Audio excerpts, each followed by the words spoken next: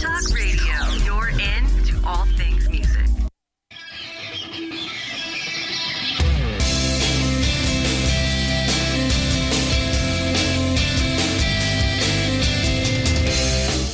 This is Going to Get Loud, the working musician's ultimate guide to striking a new path through today's music industry.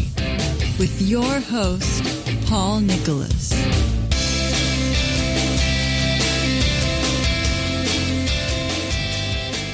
All right, welcome to the program, everybody. I am Paul Nicholas. It's going to get loud today. We're diving into the world of online charts this week. We're taking a look at which charts matter to emerging artists and how to get on them. We're also going to take a look at planning record releases for maximum impact. We're lucky today. We've got Bram Bessoff, the founder of IndieHitmaker.com, with us. Bram, how you doing today? I am great, Paul. Thanks so much for having me. Absolutely. So, first and foremost, tell us a little bit about Indie Hitmaker and what you're doing over there. Sure. So Indie Hitmaker was started back in 2007. I myself am an artist. I moved down from up north to Atlanta back in 95 to take our college band pro. And we spent about 7 years on the road, playing about 150 shows a year, doing all the right things, possibly at the wrong time. But, you know, kind of learned the ins and outs of what back then it meant. You know, trying to get onto a record label was still the goal for most artists. And somewhere along the line, thanks to Napster, that all changed. And, you know, the band ultimately broke up and I went into managing artists and managing some tours, and finally did some world tours with some friends of ours. And we found, just by chance, I had to get on the Billboard charts by reporting venue sales, which at that point, not a lot of artists knew about. Never mind the one signed to major label deals kind of knew about it, but all of us indie and emerging artists didn't really know that the records that we were selling at live shows could count for more than just gas money. Even back in those days, we weren't even dealing with hosting fees yet. But we discovered that you could get on the Billboard charts from direct-to-fan sales of what happens after a live show. And we turned that into a business. And that was the beginning of Indie Hitmaker, which was really the first open source way for any unsigned artists to make their live show sales count. And we started putting artists on the Billboard charts like that. And after several years of doing that, we started to add in some other elements to that to really help artists make sure that every record that they sold direct to fan. This was in the beginning days of iTunes. Spotify wasn't even around yet. But of course, you know, Napster broke the glass ceiling and kind of devalued music for sale, et cetera, et cetera. But we still knew that people bought music, especially in that live situation. And we then added online sales onto that so artists could sell music directly from their own website, own that customer relationship and keep the profits and not really get anybody, no middleman in the way of that relationship and that revenue stream. So now we were helping artists report every sale that they made from a live show as well as from their website. And the only place that was left that artists were getting frustrated about was the ability to sell music off the street, so to speak, from the back of their van. Those places not recognized by SoundScan, like a house concert, at a mall and those other places, et cetera, which is why we created a platform called Dropkick, which really closed the loop for artists having a direct-to-fan relationship that can turn into a monetary transaction, and hence was able to tie digital music to physical merchandise that could be sold from anywhere as long as you had a point-of-sale system like a Square or our partners at MerchCat, and you used our small delivery app, that we could make sure that you could be selling music in ways that people wanted to buy it. No longer was it necessary to get the CD that needs to be unwrapped and stuck into a player if you could find one. Certainly if you have a new car, that was never going to you could barely find a CD player in a car these days. If you own a car after 2014, you'll never find one in there again. Or, the download card, which has been proven not to work. People buy it, they take it home, they put it down somewhere. If they ever redeem it, it's usually in another week or something, which would then dilute your sales, and all these little caveats that really stopped artists from being able to maximize their sales and what they're doing with direct to fan. And then, of course, the next question I'm sure you're going to come back to me is, so what does getting on the charts do for you, right? Yeah, basically. And before we get into that, but yeah, that's definitely the next question. Before we get into that, I think there's a big disconnect out there with emerging artists. Now, guys that are touring heavily, guys that are, playing the 1,000-seaters, the 1,500-seaters, they're doing maybe month-long or, multi-month tours. They understand charting and all that kind of stuff. But I can hear a lot of people out there saying, well, I'm too small for that, or that's not for me. What would you say to the guys who are, they're in the clubs with their original projects, they're doing, 2 to 4 shows a week at the smaller venues, maybe under 1,000 capacity? What would you tell them? Why is it important for them? Sure. Well, there's a short game and there's a long game. And I think all artists need to look at both of them. And usually your record label is going to be kind enough to take care of those worries for you. But we're in a new day and age in the music industry where so many artists, are never going to have that opportunity. Or if they do, they should be at a place where they can actually walk in from a point of leverage. Now, that word leverage is a very lofty term, but really what it means is put the power back on the artist side. If you are an emerging artist and you get discovered in a little club playing in front of 10 people and some A&R from one of the big 3 major record labels discovers you, well, guess who owns all the power? They're going to carry you through the situation, and they're the ones who are going to profit. But on the flip side, if you were thinking of yourself as a business entity, considering yourself an entrepreneur, what you have to sell is you and your music, then you would see that sales reporting becomes very important for you, not only from a weekly point of view, which is, the charts only last for a week, and to stay on the charts for multiple weeks is very hard. And later in this interview, I'm sure we'll talk about the ways that you can actually do that as a smaller artist, because we do that every week with a handful of artists, and some of them I'm sure are no bigger or more powerful than half the people that are listening to this radio program right now. But more importantly, really what it's all about is making sure that release to date, it's called RTD, that those numbers kind of match up. And that's the long game. So if you can sell X amount of records every single week, you're going to get on the charts, right up next to the Drakes and the Taylor Swifts and whoever is selling enough that week. But there's also the long play, which is making sure that when you release a record from day one, that every single sale gets into the system. So when that A&R rep comes to approach you, that booking agent, those managers that are interested in helping you take to the next level, and they ask you how many records you sell in your last release. And you said, well, hey, man, we sold 20,000 records. Most of them are going to be direct-to-fan sales. And if you didn't report those sales through a company like us, then they're just kind of lost in the wind.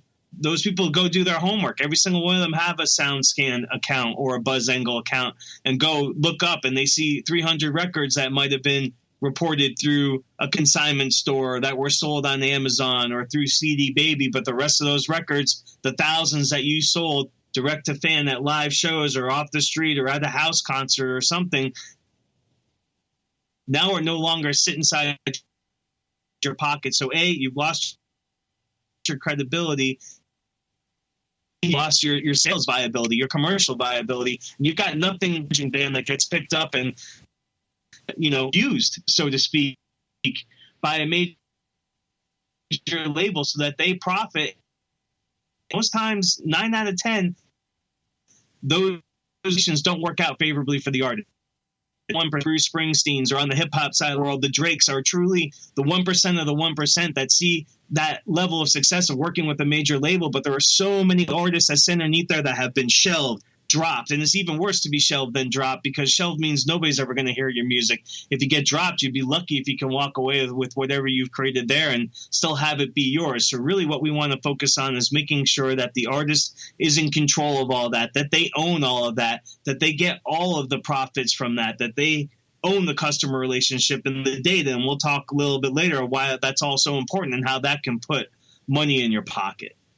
Okay, so yeah, and that's great information. We're going to get back to that in a second. I had a question relating to what you were just talking about there. You're talking about guys that are selling records. What would you say to the folks that are doing non-traditional releases, meaning they're not putting out full-length albums? They're trickling them to their fan base. They're doing, one well-produced song per month, or they're doing 3 here or 4 there. Well, I love all those strategies, and this starts to get into the whole entire world of proper release planning. But, as long as you know who you are and who your audience is, you should be able to figure out the right strategy for releasing music, which for many artists, it might not be wise to put a whole album out at once. Something that's good for everybody to know is that an EP and an album are considered the same. And therefore, in Billboard's eyes and SoundScan's eyes, they qualify for certain charts that singles, especially if they're sold, a digital single right now has to be tied to an ISRC and qualifies for digital song charts. But, you're up against Drake and Taylor Swift, who sell thousands a week, and versus some other ways that artists can put their music together. They're called maxi singles or whether or not EPs, depending upon their genre.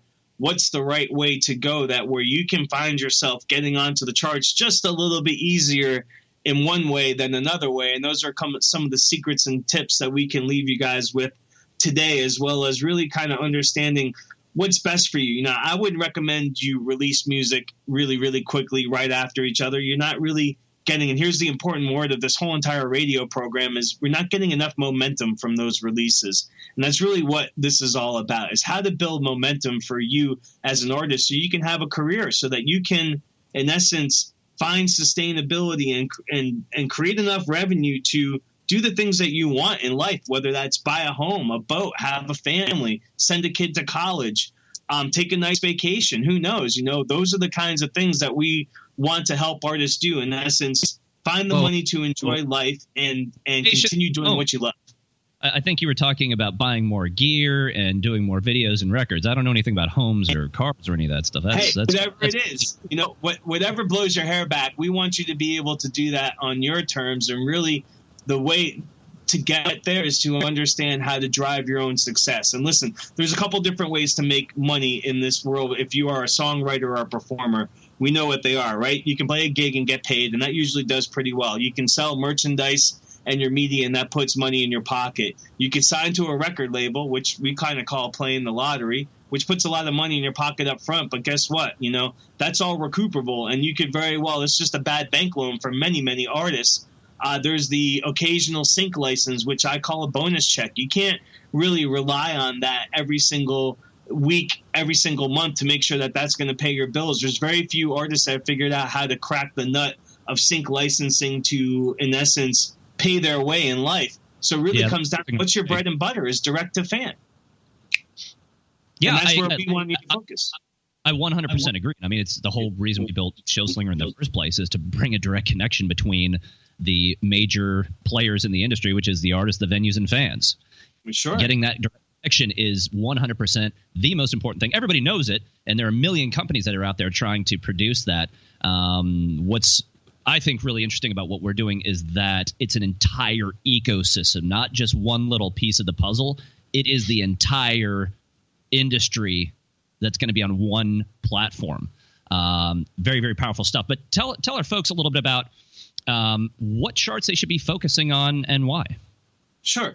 So, it really comes down to each artist individually. And this is why if all the listeners are out there right now, if you go to a company and they have some kind of a cookie cutter formula to put you in, and they're going to charge you X amount of dollars at the front and promise you're going to come out the back end, I would stay away from it. That's what scares me, because I don't think, yes, we have a 12-step release plan. We help artists figure out things from before you even create songs all the way to topping the charts. But I would never say that you can follow these pre-manufactured steps and you will find success, because it's different for every single artist. And therefore, all the charts that are out there, depending upon strategies, goals, and budgets, it's always going to change and it's going to be different.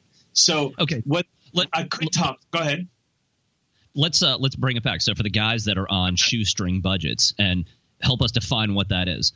Sure. These guys that are just starting out, we're talking about the guys that are doing maybe anywhere from 5 to 20 shows a month, the guys still in their vans and that kind of thing. Not the guys with, low-level tour support from, feeder labels and stuff like that, but, the guys that are still doing it on their own. Probably most likely first or second type of release level artists of what we're talking about. Maybe never released anything professionally yet, maybe never sold anything, have been giving their stuff away, up to the guys who have put a record out and noticed that it didn't accomplish the goals that they were hoping for and kind of have to go back to the beginning and start again and probably need to be thinking about how to do that smarter. Those are the kinds of maybe artists that we might be talking about right now at this point in time. And so, first of all, I guess one thing to understand is there's about 3 or 4 different types of charts out there just in the Billboard world. And Indie Hitmaker reports sales to both SoundScan, which is a direct relationship to Billboard. The only way to get on the Billboard charts is to put your sales in the SoundScan. But there's a lot of other media outlets out there like Music Week, Polestar, A2IM, which is the Association of Independent Record Labels, Hypebot, which I'm sure, Paul, you're very familiar with, and anybody in the music industry. Remember, artists, you guys are entrepreneurs and should be knowing your own business. You should be checking out sites like Hypebot and MI2N to gain industry knowledge of what's happening inside your industry. All those types of places produce charts that come from BuzzAngle, which is, in essence, number 2 to SoundScan, and the other company out there that is collecting sales data, streaming data, consumption data, and providing back information to the entire music industry so that they can kind of, figure out who's making things happen, what artists are paying attention. We've all heard of Next Big Sound and sites like that really kind of help you figure out who's making something happen. And that's the reason, why you want to be doing sales reporting, so that those sales count for just more than your gas money and your hosting fees and food at truck stops along the way on your tours, et cetera, et cetera. It really goes towards helping your career. So then the next question is what charts can help me do that the most? And it's really dependent upon, of course, we got to first take a look at your genre. Of course, hip hop and rock and what might be called pop, but is also noted from SoundScan as dance. Those are heavily saturated charts. There are lots of other charts and lots of other artists that can find themselves in the world of jazz, classical, alternative, new age, world music. If you ever sing in a different language, and 35% or more of your record is sung in a different language, then you automatically qualify for any of those charts. And sometimes those charts are as easy enough to get onto with less than 100 sales a week in order to start charting on those charts. But what is that going to do for you? Well, obviously... We're going to get into that in the next segment. Right now, we're going to take a quick break, pay a couple of bills. But hold that thought. We're going to get right back to that. We're going to get loud on the next segment. Thanks for sticking around.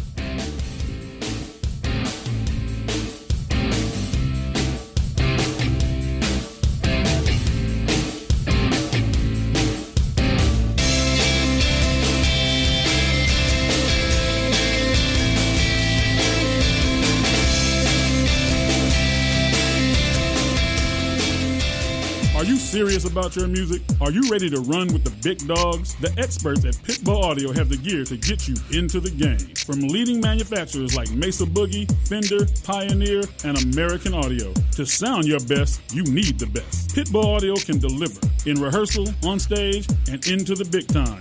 Dropping beats, shredding guitar, or making the crowd roar. Whatever you dream, Pitbull Audio can help make it happen. We are Pitbull Audio. We want you to play it loud. PitbullAudio.com. You know what's all around you every waking moment of your life? Marketing. You're choking on it. I'm Scott Robertson, and when it comes to strategic PR, branding, and marketing, I've seen it all. And actually, I'm still seeing it because bad marketing never sleeps. Join me each week on May the Best Brand Win, right here on Intertalk Radio, and learn how to make the marketing for your brand unforgettable. This is Jackie Bertoni from Jackie's Groove. Come join me weekly on my journey through the music business as I take you behind the velvet rope, interviewing industry notables such as Al Di Meola, Michael McDonald, and Al Jarreau, to name but a few.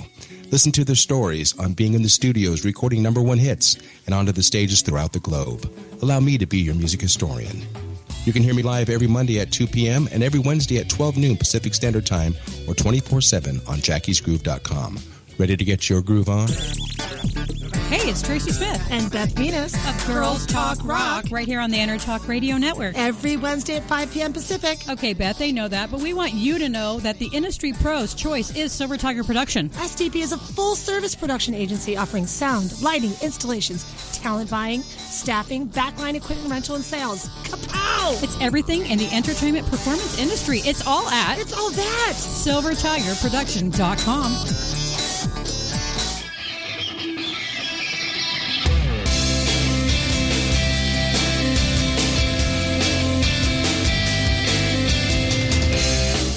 This is going to get loud. The working musician's ultimate guide to striking a new path through today's music industry. With your host, Paul Nicholas.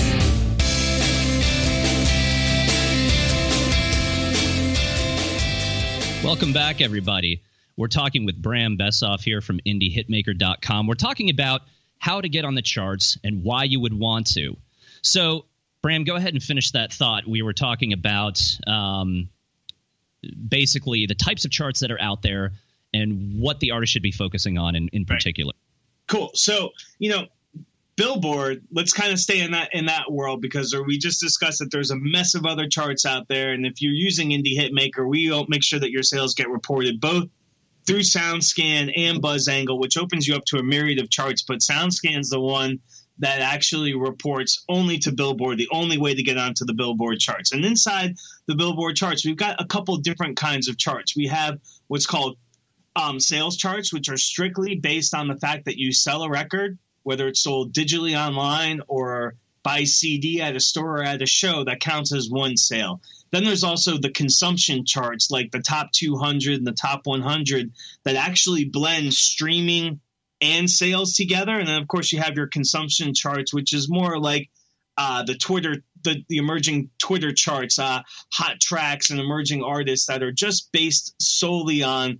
social sharing and stuff like that. All three of these charts create awareness to the industry, as well as the public for that matter, of you over, let's say, Reverb Nation. There's 4 million plus artists on Reverb Nation. There's 200 slots on the top 200. So if you're charting, you are 200 of the most visible artists for the week out of the 4 million that are competing for inside that cloud of noise that kind of sits around the middle of the mountain that we all try to get to the summit of, and that's that's a very important point. Sorry to cut you off there, but the emerging artists, the guys that are listening to this program, you need to know that the industry watches charts and these kind of metrics like an absolute hawk. One of the future guests we're going to have was the former vice president of marketing for DreamWorks and Capitol Records, and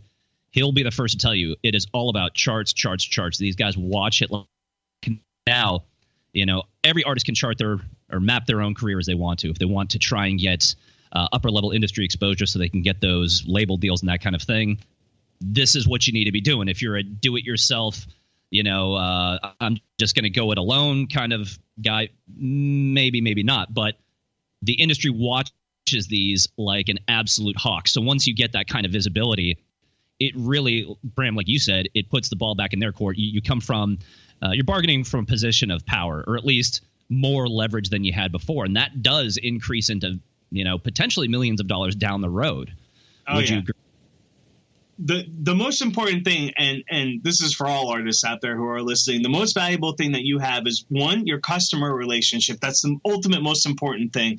And then two, the data that comes out of that. And, you can see, everybody knows that, this whole entire industry, that the real big money comes in the side of the data. If you have a large enough data pool that you can actually get into that world, you could be making some mad money. But even before you get there, really what you want to be focusing on is showing that you have what we now call momentum, and maybe back in the day could have been known as commercial viability, is to show that you're growing. And the only way to do that, besides you telling somebody like we did before, oh yeah, man, we sold 20,000 records last release, they go look it up, those numbers don't match. Guess what? That's first impression stain, and it's out the door for you. But if you are doing everything correctly, and the reason why we created this 12-step release plan, and we're next coming out with a fan engagement plan. And this is where Indie Hitmaker and Showslinger share a lot of synergy, and how we've all found each other and why we're kind of here today speaking the same story is that fan engagement is ultimately important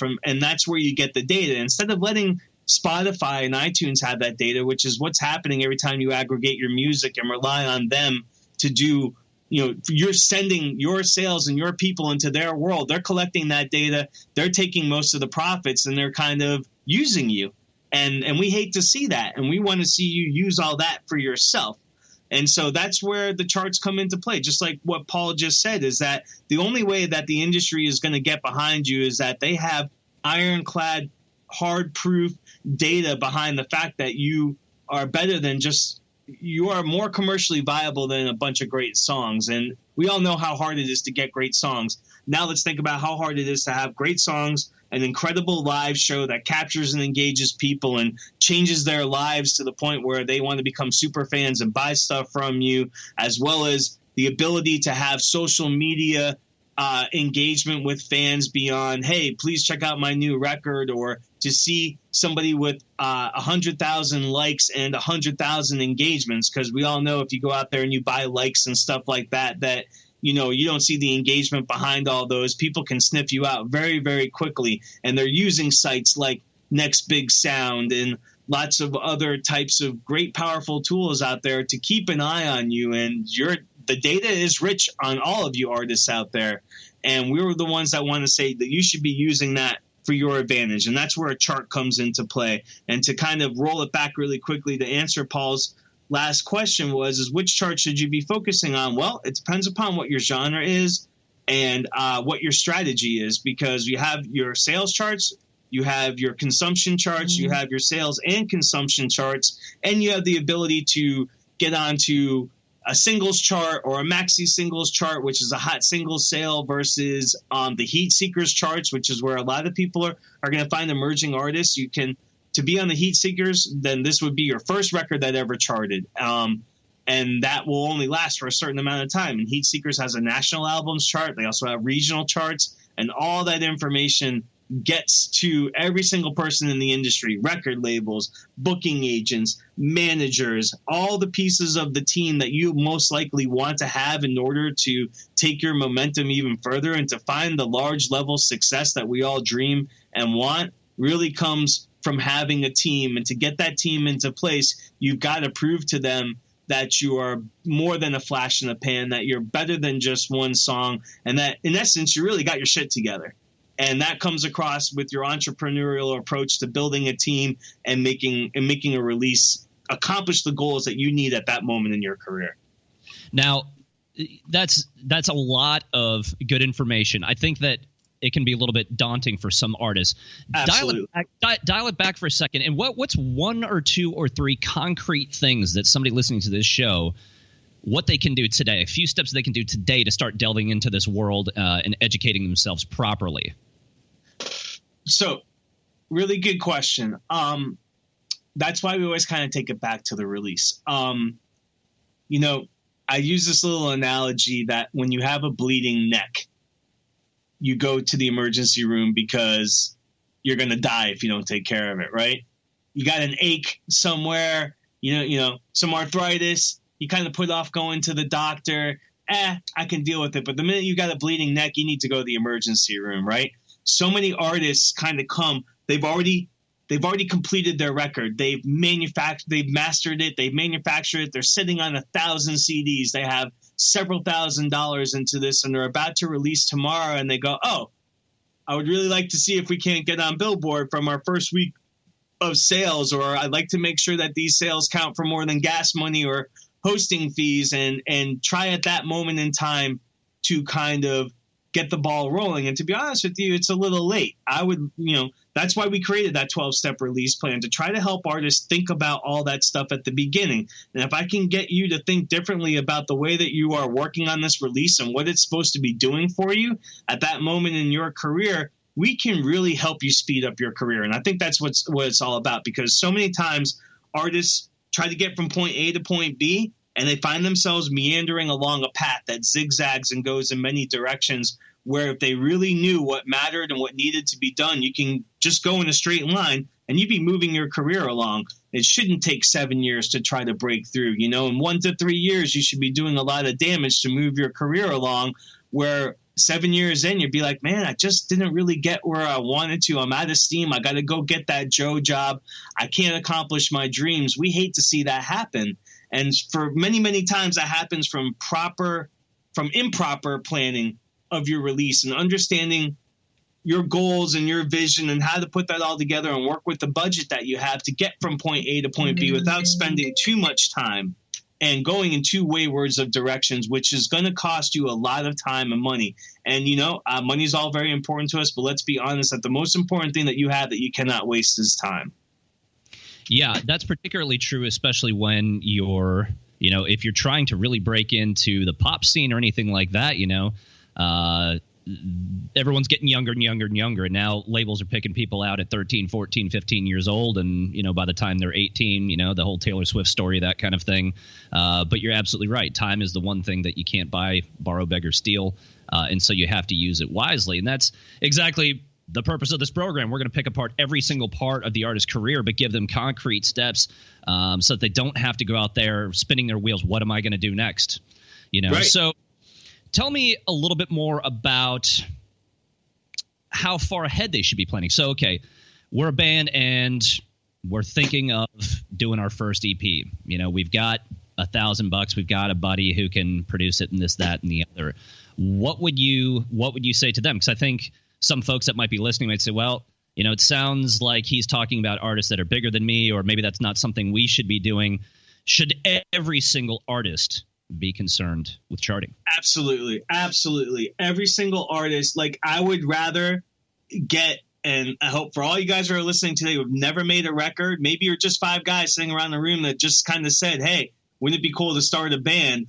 That it is more important for you than for the better developed artists to start thinking this way now, before you even step foot into a studio, before you even make a rough demo, before you even come up with a band name for that matter, that you sit and kind of, before I have to break bad habits, learn how to do things the right way, in the right process and order. And I can't guarantee you're going to become the next Bruce Springsteen, Snoop Dogg, Madonna, Taylor Swift, Drake, but I can promise you will have a much more successful career than if you just tried to wing it. So absolutely, this is for the emerging artist, for the person that has just maybe written their first song and played an open mic night and found somebody that likes them. You figured out, hey, I do have an audience. Maybe it's a small audience. This is the right time to start. And this is exactly the reason why we created the 12-step release plan, because I've got plenty of artists. I put artists on the Billboard charts every single week.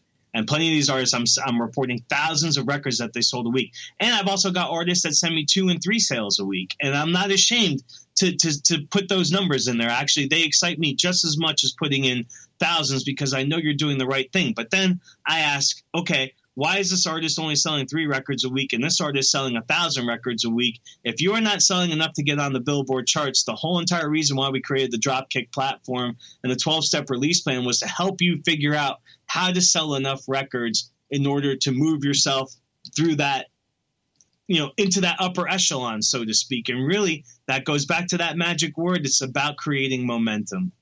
And that's really the focus. Go ahead. And so there's a really important question that I'm sure is on the minds of lots of people, which is, how many records does it take to get on Billboard?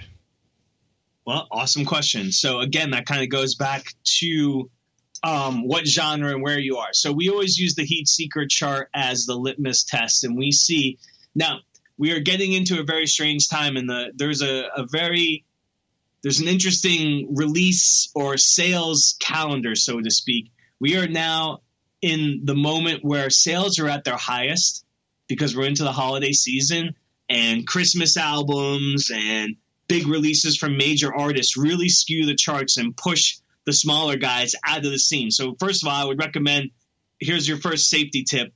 Don't release a record in this time, even though you think it would be best to get a record going on in the holiday season because you'll sell more. You won't get as much traction as you will, say, the industry goes really dead right after Christmas. I think we all know that. Most people don't tour. January to February is very quiet. That happens to be a great time to release a record if you have smaller numbers and you want to get it on the charts. You have your spring touring that really starts to pick up, and then we see the second highest point of the year comes in right about August and September is when people do a lot of releasing. But still not at the numbers that we see right now that actually pushes people off the charts. So Heat Seekers becomes the litmus test, and we find that usually around 850 records or more a week will get you on the bottom of the charts. The top of the charts could be very well into the top thousands and sometimes in the tens of thousands, and even number 2 and number 3 drop very considerably. So there's usually one or two artists that sells way beyond the norm. There's the 850 that gets you at the bottom of the charts, and somewhere in between the two, you can see yourself sitting pretty nicely in the top 10 or better. So what can an emerging artist do that can't sell 800 records in a week? Well, there's this little awesome trick or tip called the pre-sale. We've all seen it on iTunes and such, but you can do it at live shows. You can do it online as well, where you can pre-sell your record for several weeks out before your release. And every single one of those sales can be counted on your first week of release. We put a lot of artists on the charts that way, and it's a great way to get an emerging artist on the Billboard charts. You can now claim that you're a Billboard charting artist. You have a piece of publicity that you can use. Again, this is the beginning of your momentum, right? We've just started, in essence, to push the rock up the hill, and the closer you get up to the top, the bigger the rock gets, the harder it is to push it. But the minute that you can move it over and that snowball effect or that roller coaster happens, you know what happens with the rest of it. It's a really fun, fast story. But to get there is a lot of work. That's why success is always like, man, it took me 2 weeks and 20 years to get to where I am. You've heard that story before, right? But so that litmus test of 850 for an album or an EP gets you on the Heat Seekers. That really starts to garner you a lot of attention. If you're considering selling a digital single, well, depending upon your genre, you could be competing at thousands a week, or some of the smaller genres like a new age or a world could be in the hundreds sometimes. But the digital songs are always going to be more, which is why there's this nice little chart out there called the Hot Single Sales Chart. And it doesn't get printed in the magazine, but it's where maxi singles and CD singles go. Singles that are tied to a UPC rather than an ISRC. And if we need to, we can get in the whole entire conversation of UPCs, ISRCs, what that all means, the right way to own them, the caveats of using digital aggregators, et cetera, et cetera. We can talk about that in a little while. I'll put a note on that. But,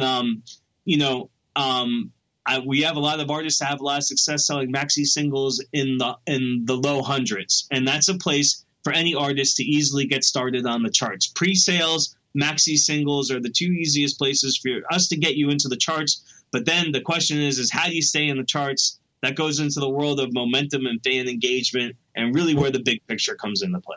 We're going to get into that in the next segment. Excellent information there. You're listening to It's Going to Get Loud with Paul Nicholas and Bram Bessoff on Enter Talk Radio. We'll see you in a minute.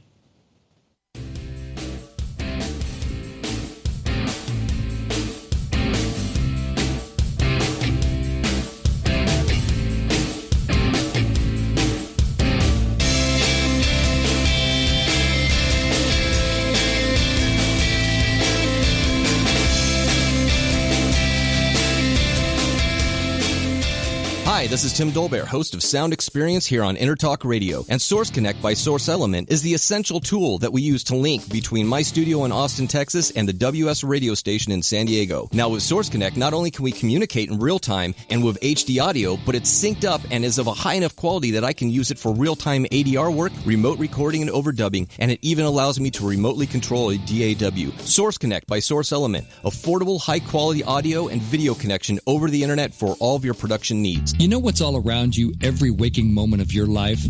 Marketing. You're choking on it. I'm Scott Robertson, and when it comes to strategic PR, branding, and marketing, I've seen it all.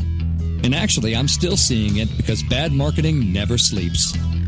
Join me each week on May the Best Brand Win, right here on Intertalk Radio, and learn how to make the marketing for your brand unforgettable.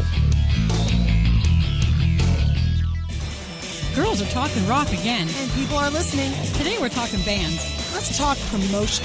Red Giant Promo, graphics, EPKs, video, photos, social media, and brand building using content marketing.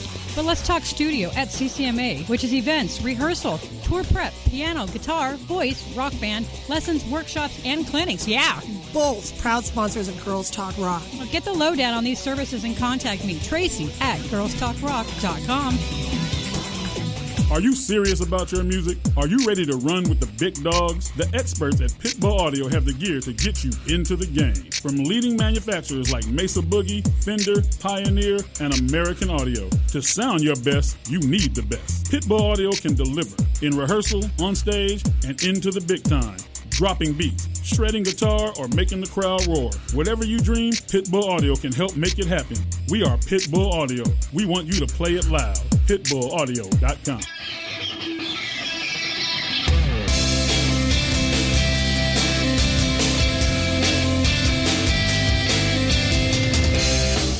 This is Going to Get Loud, the working musician's ultimate guide to striking a new path through today's music industry.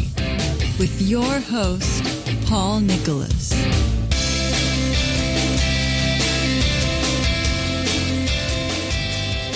Welcome back to the show, everybody. We're talking with Bram Bessoff from IndieHitmaker.com. We're talking about how to get on the charts and why you as an emerging artist should even care about it.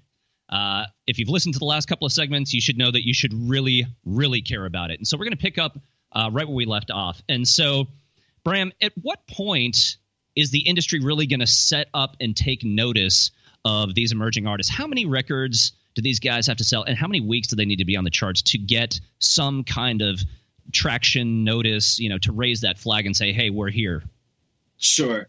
So, I realize even over the last, we've already been talking for about 40 minutes now, that most of you listeners out there probably already got your heads are swimming right now with the amount of information we breezed through. Like, we're talking stuff that people try to figure out in a career that takes decades we've done in minutes. So don't worry if your head's swimming right now. We really are here to help you kind of suss it all out. But so, we were just talking right before the break that litmus test of heat seekers at about 850 records a week really starts to get you on a chart that gets noticed. Now the question is, well, man, that sounds like a lot of records.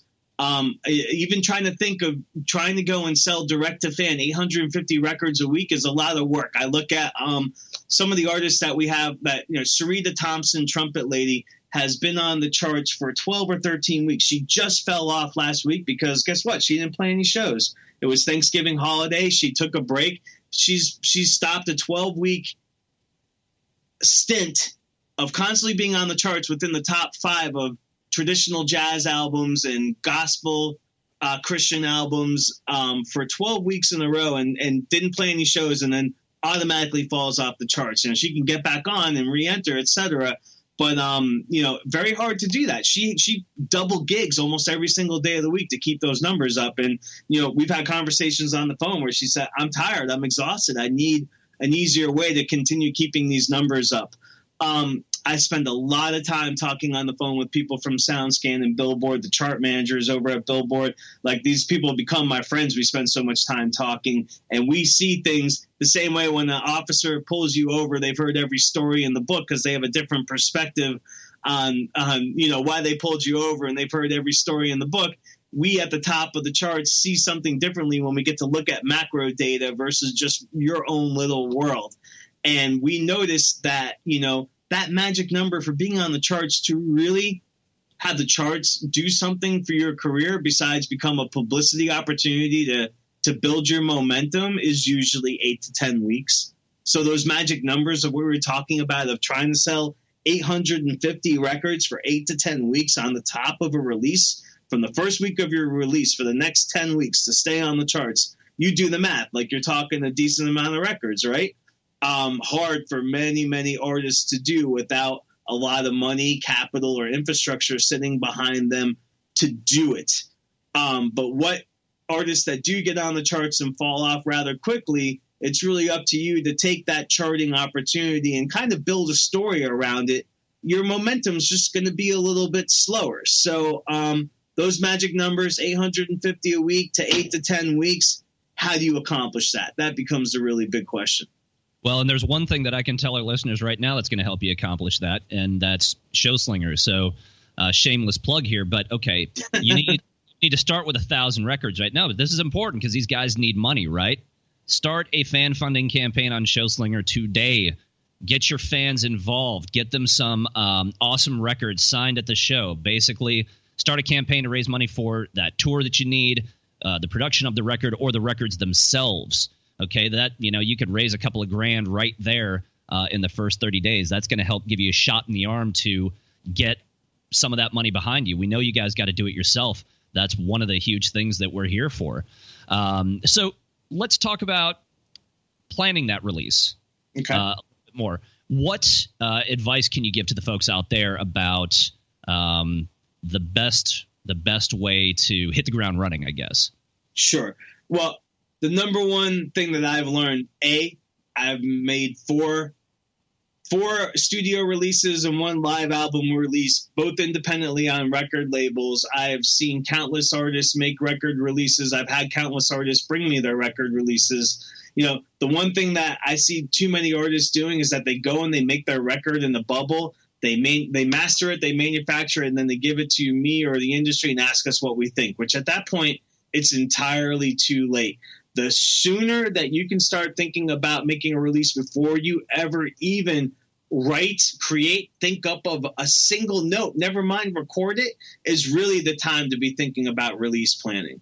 And so I want to go all the way to the beginning. Before music creation, you should have your release plan in mind. And so, again, if we just made your head swim in the last 45 minutes just talking about the importance of charts, wait until you jump into the pool of record release planning, because it's a lot more than just, hey, can I come up with 12 decent songs? And to be honest, if you're coming up with 12 decent songs, you probably have been fishing from a bag of 30, 50, 80 songs. Think of all the time and effort it takes just to make one song, multiply that by 80 just to get to 12 great songs. Or if you're thinking of a release or a maxi single or an EP, 1 to 3 to 4 to 6 songs that are great, that can really do something for you and help you build the momentum that you need, is a daunting role. Never mind to think about all the technical things that need to be done after the fact. And this is why we've created a 12-step release plan, is to break that down into a little bit more digestible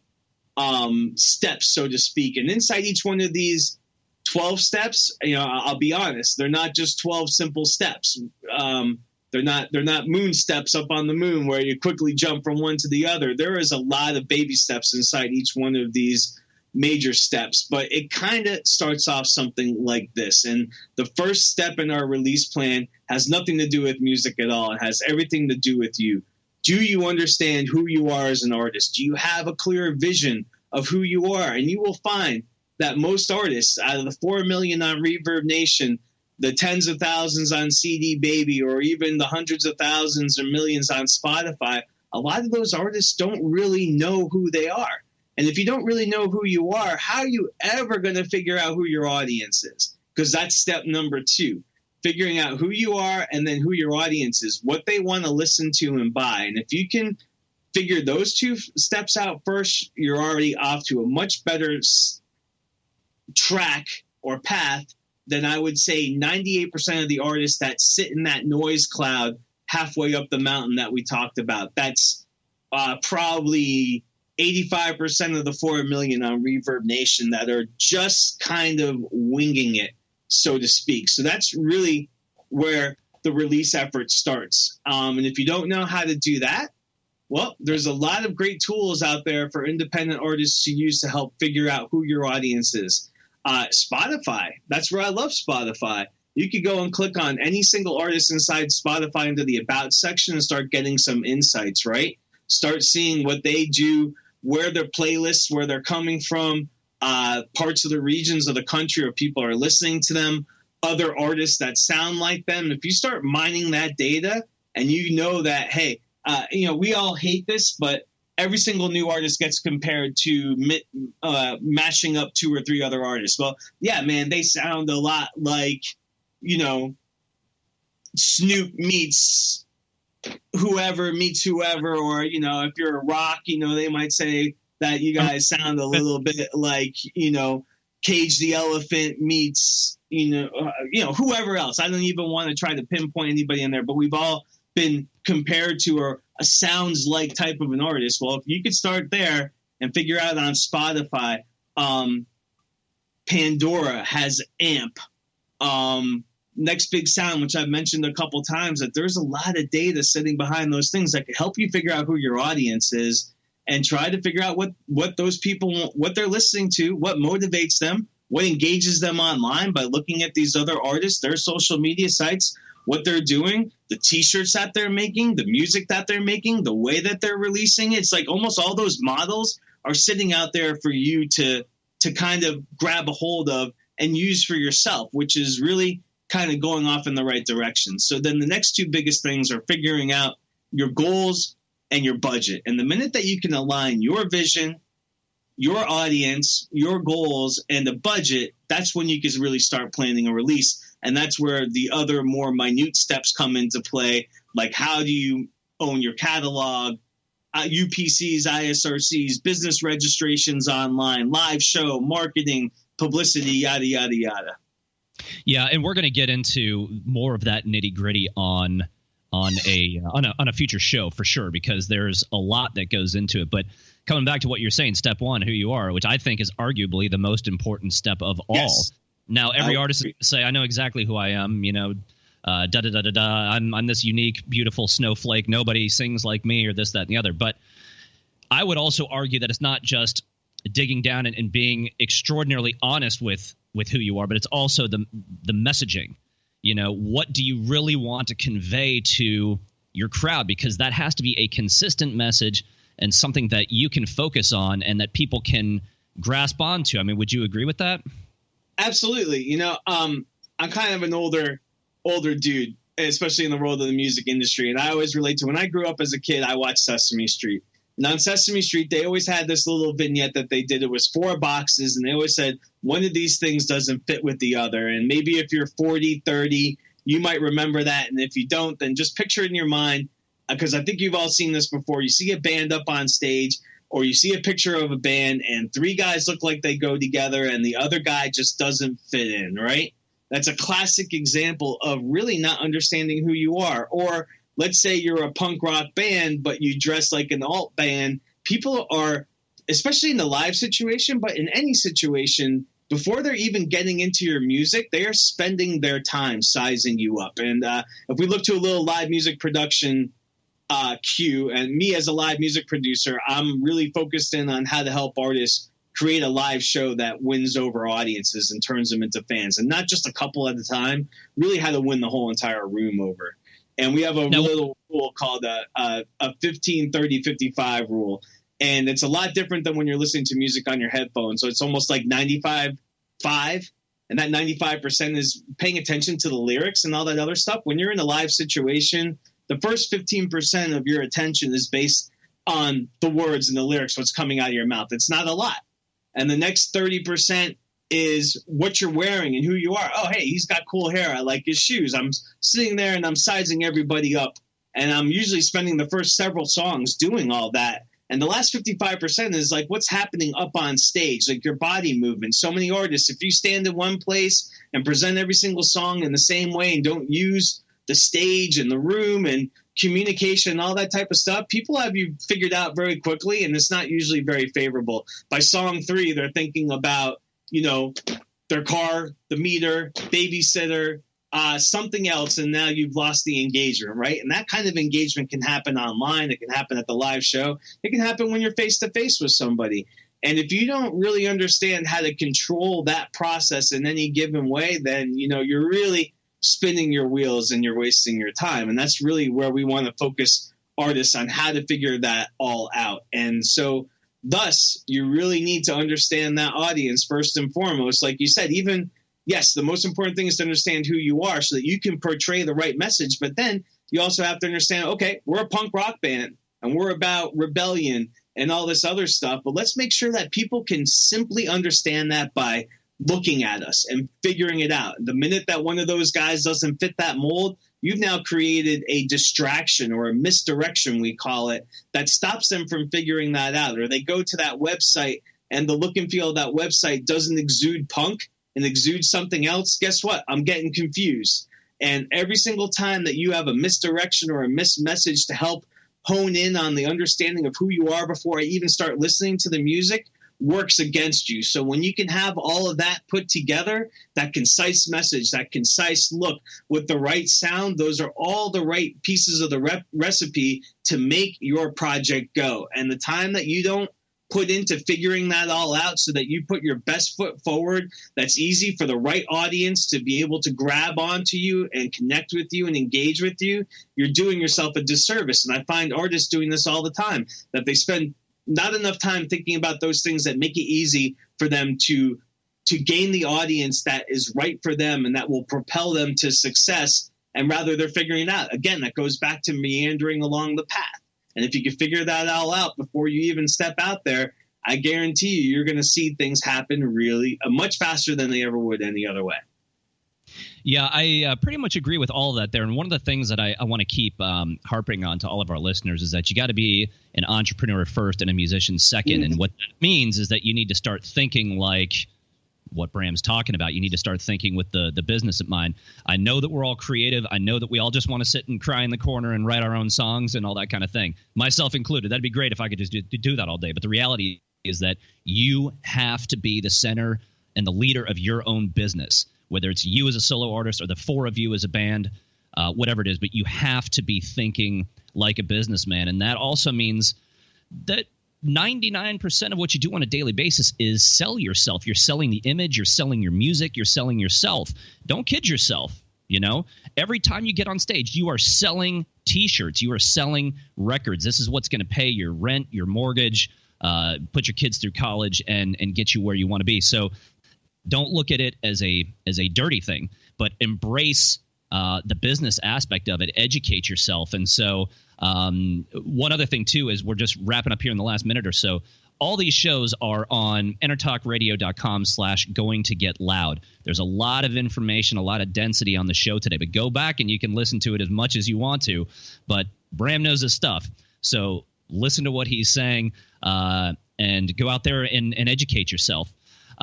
So basically, one last thing that I wanted to finish up with here is that you can go to my blog, which is going to be on showslinger.com. We're also going to break down what we talk about in each show, this one included. That should be up tomorrow. So we're going to give you some more concrete steps that you can take to get to where you want to be in this business. Very, very important. So just a couple of seconds left, Bram.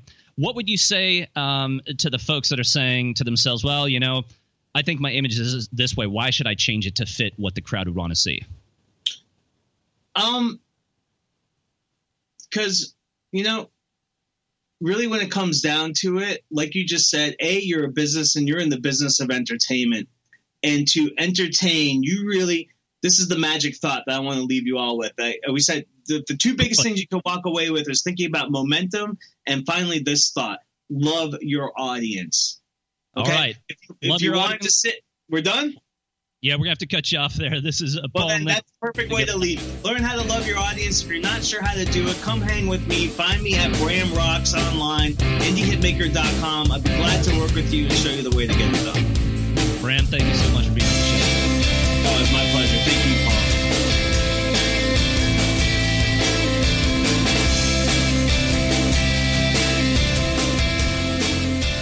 Hi, this is Tim Dolbear from Eclectica Studios. I'm a full-time mixing and recording engineer. I work with Grammy winners, labels, and indie artists, using state-of-the-art digital mixing and restoration tools and the very best in analog gear. Really, though, it's my ability to bring tracks to life and fulfill your vision for your music. This has made me sought after by producers and artists worldwide. So spend your time working on music and not chasing a mix down a rabbit hole. Go to timdolbear.com and check out our free one-song mix offer. This is Jackie Bertoni from Jackie's Groove. Come join me weekly on my journey through the music business as I take you behind the velvet rope, interviewing industry notables such as Al DiMeola, Michael McDonald, and Al Jarreau, to name but a few. Listen to their stories on being in the studios recording #1 hits and onto the stages throughout the globe. Allow me to be your music historian. You can hear me live every Monday at 2 p.m. and every Wednesday at 12 noon Pacific Standard Time or 24/7 on jackiesgroove.com. Ready to get your groove on? You know what's all around you every waking moment of your life? Marketing. You're choking on it. I'm Scott Robertson, and when it comes to strategic PR, branding, and marketing, I've seen it all. And actually, I'm still seeing it because bad marketing never sleeps. Join me each week on May the Best Brand Win, right here on Intertalk Radio, and learn how to make the marketing for your brand unforgettable. Are you serious about your music? Are you ready to run with the big dogs? The experts at Pitbull Audio have the gear to get you into the game. From leading manufacturers like Mesa Boogie, Fender, Pioneer, and American Audio. To sound your best, you need the best. Pitbull Audio can deliver in rehearsal, on stage, and into the big time. Dropping beats, shredding guitar, or making the crowd roar. Whatever you dream, Pitbull Audio can help make it happen. We are Pitbull Audio. We want you to play it loud. PitbullAudio.com.